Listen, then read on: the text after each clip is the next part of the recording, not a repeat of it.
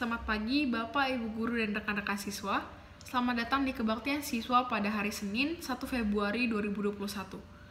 Pelayan firman pada kebaktian saat ini adalah Pendeta Esi Eisen dari GKI Halimin. Mari kita siapkan hati dan pikiran kita untuk masuk dalam ibadah yang kudus dengan mengambil sikap saat teduh. Saat teduh mulai.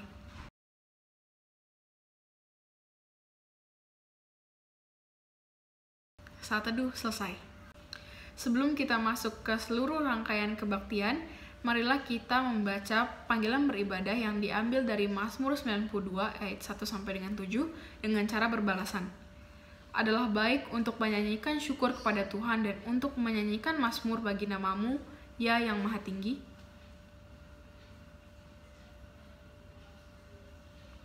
Dengan bunyi-bunyian 10 tali dan dengan gambus dengan iringan kecapi.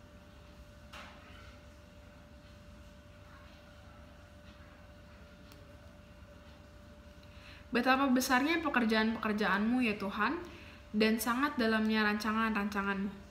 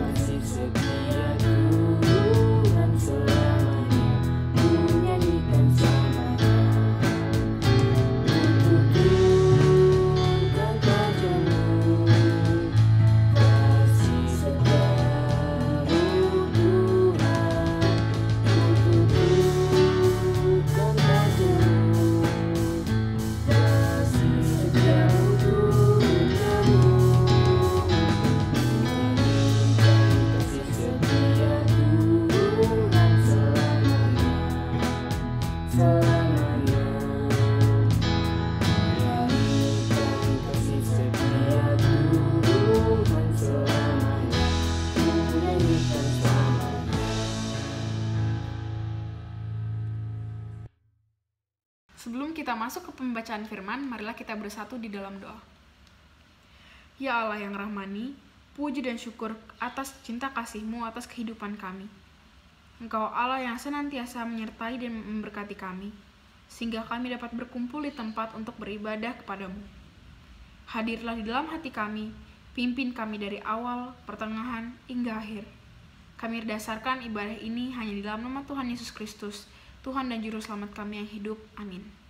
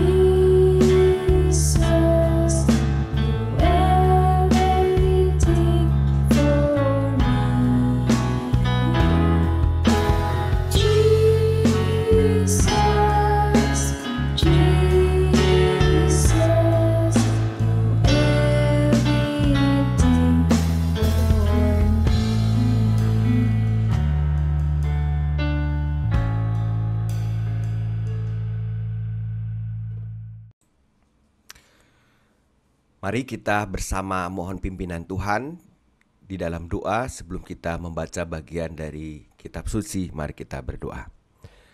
Bapa, di dalam kasih Yesus kami bersyukur kalau kami boleh bersama menyimak kembali bagian dari Alkitab. Sebab di dalamnya firman Tuhan menyapa kehidupan kami, memberikan kepada kami hikmat, pesan yang penting dan berharga untuk kami pegang teguh dan membarui kehidupan kami. Sehingga kami terus boleh melangkah di dalam kehidupan ini dengan iman, pengharapan, dan kasih. Bimbinglah dengan Roh-Mu yang kudus, sehingga kami boleh menerima kabar baik yang nyata melalui kebenaran firman. Di dalam Yesus Kristus Tuhan dan Juru Selamat kami memohon. Amin. Tema bacaan kita adalah membuka ruang dari bacaan 2 Raja-Raja 8 ayat 1 sampai ayat 6. Di dalam Perjanjian Lama 2 Raja-Raja pasal 8 ayat 1 sampai ayat 6. Nah, bagian Alkitab yang akan kita baca dan dengarkan ini adalah kisah tentang seorang perempuan dari daerah Sunem, ya, di Israel. Perempuan yang memang tidak dituliskan namanya ini, ya, disebut saja perempuan Sunem. Ini dekat dengan Elisa dan hambanya Elisa, Gehazi. Nabi Tuhan Elisa, nabi yang besar. Dan bukan hanya dekat, dia akrab. Kalau kalian baca di dalam kisah sebelumnya, kita akan menjumpai betapa perempuan ini bukan hanya dekat tetapi juga akrab, menyatakan kebaikan kepada Elisa dan Gehazi. Nah, lalu Elisa mengetahui bahwa akan ada kelaparan di daerah tempat tinggalnya di Sunem dan di seluruh negeri. Jadi Elisa memberitahukan kepada perempuan itu untuk mengungsi sementara. Nah, setelah bencana kelaparan usai, perempuan itu pulang kembali ke kampung halamannya. Nah, lalu bagaimana nasib rumah dan hartanya setelah ditinggal sekian lama? Kita akan baca kisahnya. Elisa telah berbicara kepada perempuan yang anaknya dihidupkan kembali, katanya, berkemaslah dan pergilah bersama-sama dengan keluargamu dan tinggallah di mana saja engkau dapat menetap sebagai pendatang. Sebab Tuhan telah mendatangkan kelaparan yang pasti menimpa negeri ini 7 tahun lamanya. Lalu berkemaslah perempuan itu dan dilakukannya lah seperti perkataan abdi Allah itu. Ia pergi bersama-sama dengan keluarganya lalu tinggal menetap sebagai pendatang di negeri orang Filistin 7 tahun lamanya. Dan setelah lewat ke-7 tahun itu, pulanglah perempuan itu dari negeri orang Filistin. Kemudian ia pergi mengadukan perihal rumahnya dan ladangnya kepada raja. Raja sedang berbicara kepada Gehazi, bujang abdi Allah itu, katanya, cobalah ceritakan kepadaku tentang segala perbuatan besar yang dilakukan Elisa. Sedang ia menceritakan kepada raja tentang Elisa menghidupkan anak yang sudah mati itu, tampaklah perempuan yang anaknya dihidupkan itu datang mengadukan perihal rumahnya dan ladangnya kepada raja. Lalu berkatalah Gehazi, ya tuanku raja, inilah perempuan itu dan inilah anaknya yang dihidupkan Elisa. Lalu raja bertanya-tanya dan perempuan itu menceritakan semuanya kepadanya. Kemudian raja menugaskan seorang pegawai istana menyertai perempuan itu dengan pesan, pulangkanlah segala miliknya dan segala hasil ladang itu sejak ia meninggalkan negeri ini sampai sekarang. Demikianlah bacaan kita. Berbahagia kita yang mendengar firman Allah dan memelihara di dalam kehidupan kita hari lepas hari. Terpujilah nama Tuhan. Anak-anak yang dikasihi Tuhan, ibu bapak guru semua, pesan apa yang kita tangkap dari kisah ini? Kalau kita lihat di dalam ayat demi ayat yang kita baca tadi, ini saya sudah berikan warna kuning. Pada saat Elisa berpesan kepada perempuan dan juga nanti ia lakukan bersama anaknya, bersama keluarganya, berkemaslah, pergilah bersama dengan keluargamu, tinggallah di mana saja engkau menetap sebagai pendatang. Lalu di ayat 2, berkemaslah perempuan itu dan dilakukannya lah seperti perkataan abdi Allah itu. Jelas ya pesannya ya. Jadi perempuan Sunem ini membuka ruang untuk menerima nasihat dan arahan dari pelayan Tuhan. Dia membuka ruang pikiran dan hatinya untuk menerima nasihat, menerima arahan yang disampaikan kepadanya. Anak-anak yang dikasih Tuhan, salah satu tahap penting ya di dalam belajar ya, belajar apapun, mulai dari belajar yang sederhana sampai yang rumit, ialah membuka ruang pikiran dan hati bagi apa yang baik dan perlu ya demi hidup kita. Kalau kita belajar tetapi kita merasa udah tahu apaan ini ya, kita menutup diri, maka tidak akan ada yang bisa kita pelajari. Itulah sebabnya maka di dalam liturgi kebaktian kita ya, biasanya di dalam kebaktian umum ya dan juga kebaktian kita ya, ada momen di mana kita mengakui dosa kita, bukan ya. Kita mengakui kepada Tuhan akan kelemahan-kelemahan kita. Betapa kita membutuhkan bimbingan dari Tuhan. Pengakuan dosa itu adalah upaya membuka ruang hidup kita, membuka pikiran hati kita. Dan pada saat kita membuka arahan bagi kita yang Tuhan nyatakan, pelan-pelan kita akan mengalami perubahan. Perempuan Sunem ini tidak kemudian berargumen, berasumsi, masa iya sih kelaparan, orang ini masih aman-aman aja kok ya. Saya masih punya banyak bekal kok, saya masih siap kok ya. Kalau kita menutup diri pada arahan, pada nasihat, pada saatnya kita nanti akan menyesal ya. Aduh, kenapa saya dulu gak dengerin. Jadi pesan yang pertama adalah membuka ruang pikiran dan hati bagi apa yang perlu dan baik bagi hidup kita. Itulah yang ditunjukkan oleh perempuan Sunem itu. Dan setelah lewat ke-7 tahun itu, pulanglah perempuan itu dari negeri orang Filistin. Rupanya dia mengungsi ke Filistin. Dan kemudian ia pergi di ayat 3 mengadukan perihal rumahnya dan ladangnya kepada raja. Daerah Sunem itu daerah Israel. Lalu dia balik dan kepemilikan dia kan, dia mempertanyakan. Dan rupanya raja itu sedang bicara kepada Gehazi, yaitu bujangnya Elisa, pembantunya Elisa. Raja bertanya ya, coba ceritakan ya, apa sih yang Elisa lakukan selama ia menjalankan pelayanan kenabiannya sebagai nabi, apa pengalaman apa ya. Nah, sementara Gehazi ini cerita ya, si perempuan ini datang. Nah, apa pesan yang kita bisa tangkap? Bahwa perempuan Sunem itu membuka ruang diri untuk berproses di dalam kendala hidup yang dia alami. Ada masalah, oke, datang, tapi dia mau berproses. Waktu dia pulang kembali ke daerah Sunem, kepemilikannya itu kan belum jelas. Dia belum mendapat kepastian, kendala. Tapi perempuan ini mau berproses. Dia tidak kemudian ngomel-ngomel sendiri ya, atau berdiam diri. Dia mau melangkah, mau berproses. Dan proses yang jelas adalah menghadap raja ya. Karena raja itu memiliki wewenang, memiliki kepemimpinan, memiliki hal-hal yang bisa menjadi solusi bagi permasalahannya. Dan itu terjadi karena dia membuka ruang diri untuk berproses, mau berproses. Anak-anak yang Tuhan kasihi, ibu bapak guru semua, kita akan menjumpai banyak sekali kesempatan yang mengagumkan di dalam hidup kita ini jika kita terbuka untuk berproses ya. Semua ada prosesnya di dalam hidup ini. Mulai dari proses yang sederhana sampai yang rumit, kita semua bisa tempuh ya. Semua bisa tempuh, semua bisa dipelajari.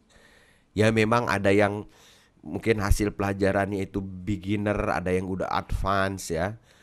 Ada yang amatir, ada yang profesional, tapi semua itu ditempuh lewat proses.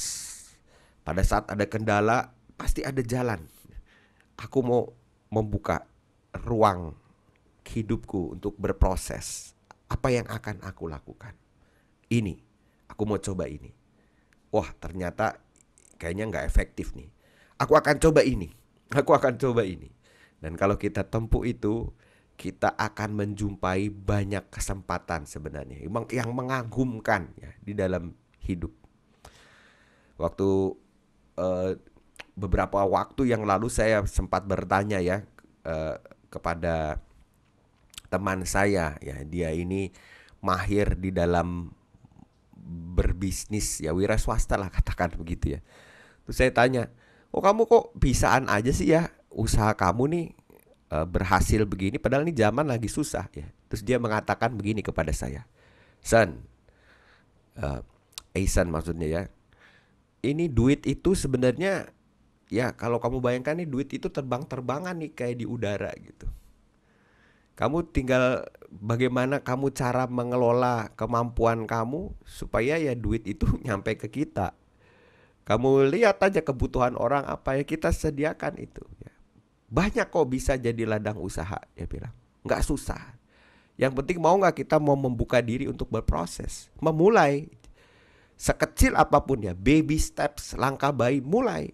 Nanti kamu akan lihat pelan-pelan tuh ada hal-hal yang mengagumkan terbuka. Itu pengalaman teman saya ya di dalam berbisnis. Dan saya pikir ini bukan hanya untuk bisnis ya, dalam banyak kesempatan. Upaya pembelajaran, teori-teori yang kita pelajari ya, teori fisika, teori biologi, para pendahulu kita ilmuwan itu, mereka mau membuka diri ya, tidak kemudian menutup diri dengan mengatakan udah deh ini nggak mungkin ini, enggak. Mereka akan lihat, wah ini. Katanya Thomas Alva Edison ya, ini legendanya ya.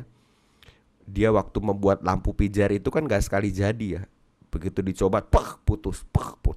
Tapi dia nggak menyerah. Dia katakan itu bukan gagal, itu adalah cara yang keliru bagi saya untuk membuat lampu itu nyala. Dia coba terus sampai akhirnya nyala tuh lampu.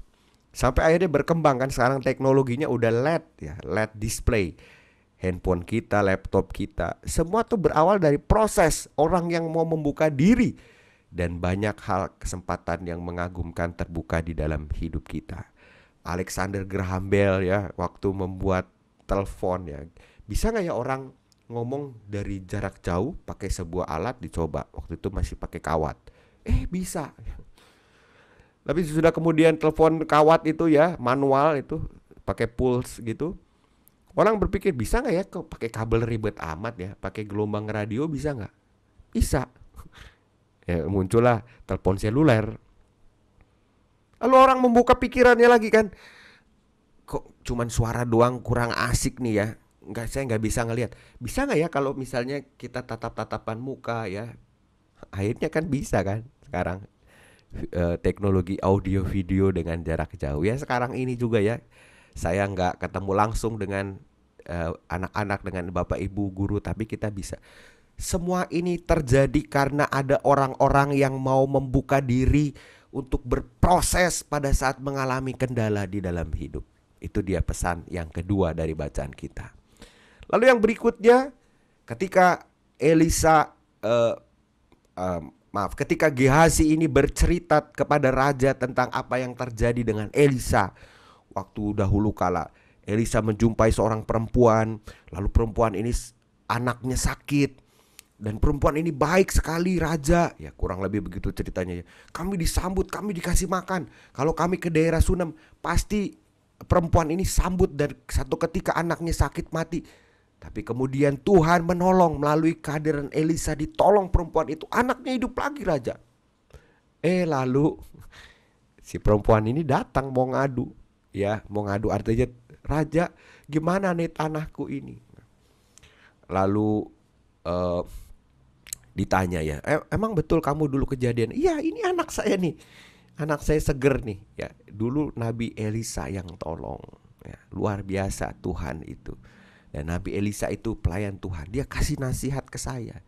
Saya disuruh ngungsi. Wah, banyak cerita. Dan raja mendengar itu, wow, udah kalau gitu pulangkanlah segala miliknya. Segala hasil ladang sejak ia meninggalkan negeri ini sampai sekarang, kasih ke ibu ini, kasih.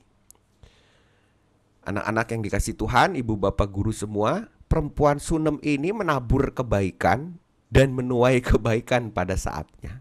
Ya. Keramah tamahannya, nah ini kalian sudah sering dengar kata ini ya. Ini nilai Kristiani yang terus kita hidupi, yang kita pelajari dari Tuhan Yesus, yang nampak di banyak kisah di dalam Alkitab, termasuk juga bagian ini. Perempuan Sunem ini ramah tamah kepada Elisa, kepada Gehazi. Terbuka pemikiran, wawasan, mau berproses. Maka dia akan menemui juga keramah tamahan pada saatnya. Saya tulis di situ nyanyi itu saat Tuhan. Sebab kita tahu semua yang berperan di balik keajaiban kebaikan yang dialami perempuan Sunem ini juga adalah Tuhan. Perempuan Sunem ini mau ada di dalam jalan Tuhan, ramah, terbuka. Dan dia mengalami pada akhirnya penyelesaian terhadap masalah, kendalanya. Dia mendapatkan kembali rumahnya. Bahkan segala hasil ladangnya sejak ia pergi dikasih sama raja, kasih ke ibu ini. Modal kembali untuk mulai kehidupan. Jadi pesan yang berikutnya adalah kalau kita cari teman, cari sahabat, kita nggak akan nemukan sahabat. Artinya begini, karena itu kan sesuai mau kita ya. Aku mau berteman sama dia kalau dia itu memenuhi kriteria aku. Mesti ini. Sedikit kita punya teman, sedikit. Karena itu berangkat dari pementingan diri. Tapi kalau kita mau menjadi sahabat, artinya aku mau menjadi sahabat, terbuka. Aku mau akrab, mengupayakan apa yang baik. Kalau aku ketemu dengan orang, ya apa adanya diriku yang terbaik aku berikan. Ya bukan berarti menjilat, bukan. Apa adanya, kelemahan, kekurangan diriku aku tampilkan. Semoga menjadi kebaikan untuknya. Percayalah, sahabat ada di mana-mana. Sahabat ada di mana-mana. Gak usah kita cari-cari, karena kita menjadi sahabat, karena kita ramah tamah, karena kita terbuka pada setiap orang yang Tuhan hadirkan dalam kehidupan kita. Perempuan Sunem itu begitu. Dia menjadi sahabat dulu sekali ya bagi Elisa, bagi Gehazi. Dan pada akhirnya kita melihat ya, dia menjumpai banyak sahabat dan banyak kebaikan dia alami. Nah sekarang ini jujur memang gak mudah ngatur waktu, pembelajaran jarak jauh. Dan mungkin nanti kelak kita akan berproses untuk onsite, tapi mesti protokol. Tugas-tugasnya ya tahu sendiri deh, anak penabur ya, begitu banyak. Godaan games ya kan, lagi PJJ, wah itu ngelirik handphone kayaknya lagi seru nih ya. Apa PUBG atau segala macam. Saya nggak ngelarang kalian main games, tapi jangan jadi adiktif aja ya, dan jangan sampai menyita. Godaannya banyak itu. Selain games mungkin yang lain ya, ada distraksi, mood kita jelek. Ada memang banyak kendala di dalam kehidupan ini. Ketemu dengan orang yang nyebelin ya, kita lagi susah, ketemu bikin mood jadi nggak enak aja ini.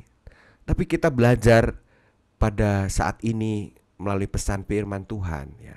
Jangan menutup diri bagi kemungkinan-kemungkinan yang Tuhan sediakan, yang sanggup mengubahkan hidup kita, memberikan kita semangat terus untuk terus melangkah ya. Kalau kita membuka ruang diri untuk menerima bimbingan Tuhan ya, akan membuat kita itu pada akhirnya melihat begitu banyak ruang terbuka demi kebaikan kita. Karena kita mau berproses, kita mau terus menjadi sahabat bagi yang lain ya. Seburuk apapun mood kita ya, sebisa mungkin tampilkan yang terbaik dari diri kita, terbuka, dan akan banyak ada ruang terbuka demi kebaikan kita. Tuhan yang akan menyertai kita senantiasa melalui hikmat firman-Nya. Amin.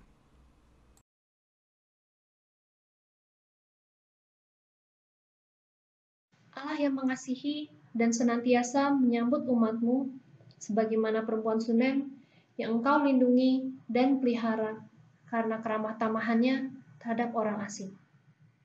Ajarilah kami untuk memberi diri bagi setiap orang asing yang kerap kami hindari, yaitu teman yang berbeda dan dikucilkan, orang miskin yang tidak kami kenal di jalanan, juga asisten rumah tangga yang membantu kami. Teguhkanlah hati kami untuk tidak gentar membuka pintu dan memberi makanan dan minuman ketika ada orang miskin menghampiri rumah kami. Ringankanlah tangan kami untuk membantu teman yang kesulitan memahami pelajaran, sehingga mereka mampu untuk mengikuti proses belajar dengan baik. Pakailah mulut kami agar mampu mengucap terima kasih dan memberi apresiasi pada asisten rumah tangga yang mungkin jarang kami hargai. Allah yang Maha Pengasih, Pakailah diri kami agar mampu membagi ruang keramah tamahan itu kepada siapapun, dimanapun, dan kapanpun. Haleluya. Kami juga berdoa bagi orang-orang yang kerap merasa terasing di tengah kehidupan ini. Bagi teman-teman yang sering merasa sendiri dan diasingkan karena sikapnya yang dianggap aneh. Bagi orang-orang miskin yang jarang diperhatikan oleh kami. Bagi karyawan petugas kebersihan dan satpam di sekolah yang mungkin kerap kami hiraukan. Ya Tuhan, hiburkanlah mereka. Dekaplah mereka dalam kasih-Mu yang hangat. Peliharalah kehidupan mereka, hingga mereka tahu bahwa mereka begitu dikasihi. Maka itu ya Allah, pakailah kami, agar mampu untuk membagi ruang ramah tamahan itu bagi setiap orang asing yang kami jumpai. Haleluya. Mari kita menaikkan doa syafaat. Kita berdoa. Bapa, di dalam kasih Yesus kami bersyukur untuk bagian dari Alkitab yang memberikan kepada kami pesan berharga dari Tuhan, bahwa saat kami hidup di dalam keterbukaan, keramah tamahan kepada sesama ciptaan-Mu, kami ada di dalam jalan damai sejahtera. Sebab sesuai dengan waktu dan rencana Tuhan pun kami akan boleh melihat dan menikmati kebaikan yang Tuhan nyatakan. Kuatkan kami ya Tuhan di dalam berbagai kesempatan saat kami menemui kendala hidup. Kami tidak menutup diri, tetapi kami terus mau terbuka dan berproses bersama dengan Tuhan. Terus menyatakan kasih Tuhan. Sehingga pada akhirnya kami boleh menemukan apa yang indah sesuai dengan rencana dan waktu Tuhan. Terlebih pada saat kami semua harus menempuh proses yang tidak mudah di dalam menghadapi, berjuang, berperang melawan pandemi ini. Saat kami harus belajar secara jarak jauh. Dan mungkin pada saatnya nanti kami harus juga terus menjaga protokol kesehatan manakala kami boleh melakukan kegiatan onsite kelak. Tuhan bimbinglah kami selalu. Berikan kami ketekunan untuk bersama dengan setiap warga bangsa kami berjuang melawan pandemi ini.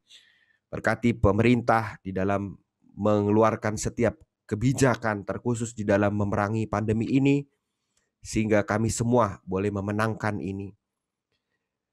Dan kami juga bawa di dalam doa untuk tenaga medik yang juga berjuang di garis depan. Tuhan lindungi mereka, jaga selalu dengan kasih-Mu. Setiap karya hidup mereka terberkati. Dan juga saudara-saudara kami yang dirawat, baik yang di rumah sakit maupun yang harus isolasi mandiri di rumah. Tuhan yang memulihkan mereka, menjamah bagian yang sakit, memberikan kekuatan yang baru karena anugerah-Mu. Bapak, kami juga mohon penyertaan Tuhan untuk setiap rencana-rencana kegiatan kami di dalam belajar mengajar, baik yang harus disiapkan dan ditempuh oleh para siswa dan siswi maupun juga oleh guru-guru. Tuhanlah sumber kekuatan dan hikmat kami yang terus menolong kami untuk memberikan apa yang terbaik. Terima kasih ya Tuhan, kami akan masuki jam belajar mengajar kami dengan pertolongan yang dari Tuhan. Dan kami boleh melakukan ini semua dengan baik karena Engkau selalu beserta dengan kami. Ya Tuhan, Gembala kami yang baik.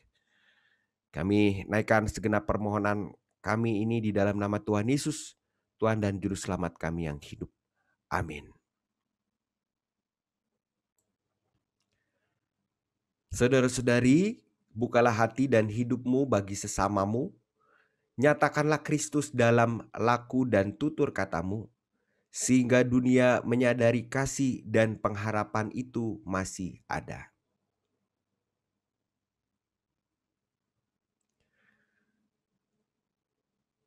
Mari kita menyatakan tekad kita untuk dapat menjadi berkat bagi sesama.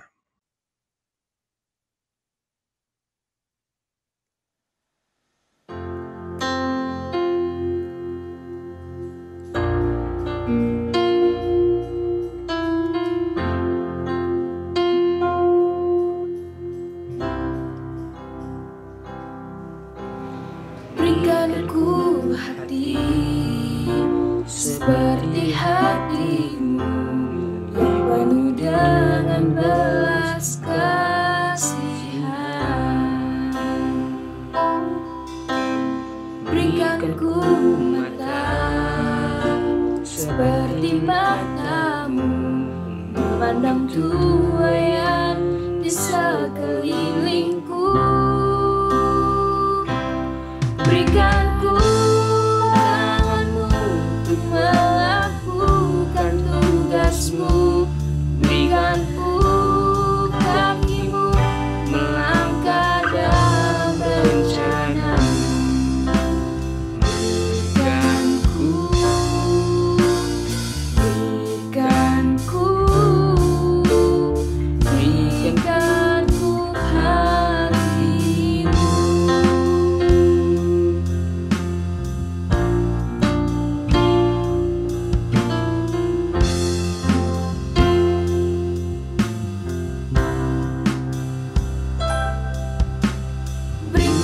ku hati seperti hatimu yang penuh dengan belas kasihan.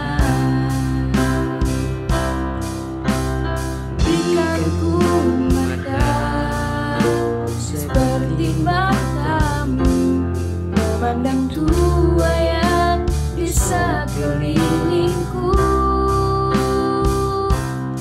Berikan ku tanganmu untuk melakukan tugasmu. Berikan ku kakimu melangkah dalam rencanamu.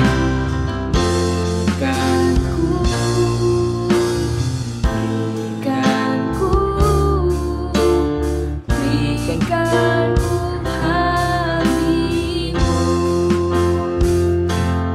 Berikan ku tanganmu untuk melakukan tugasmu. Berikan ku kakimu melangkah dalam rencanamu.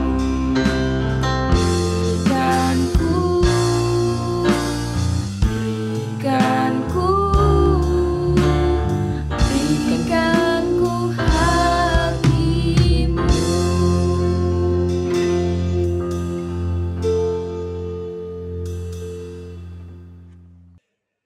Kini arahkanlah hatimu kepada Tuhan.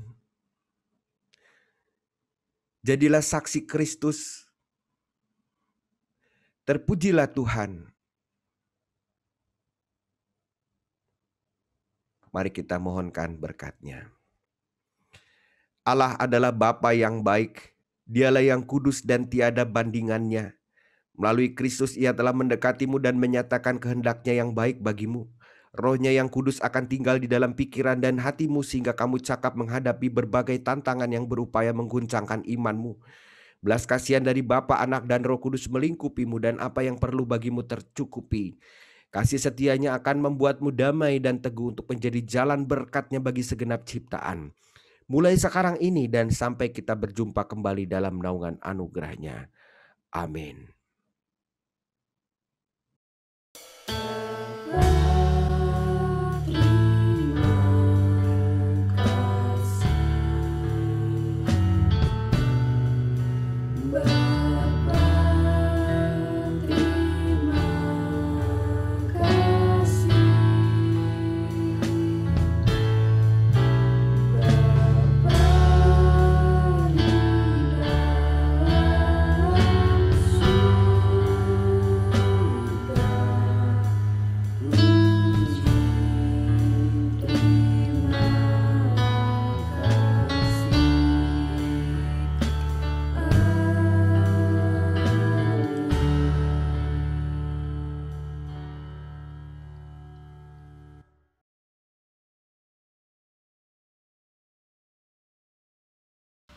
Bapak Ibu Guru, kebaktian kita telah selesai. Kami segenap keluarga besar Semak Penabur Kota Wisata mengucapkan terima kasih kepada Bapak Pendeta Esi Eisen atas pelayanannya. Tuhan Yesus senantiasa memberkati pelayanan dan kehidupan Bapak serta keluarga selalu. Selamat beraktivitas dan berkaya bagi Tuhan. Tuhan memberkati.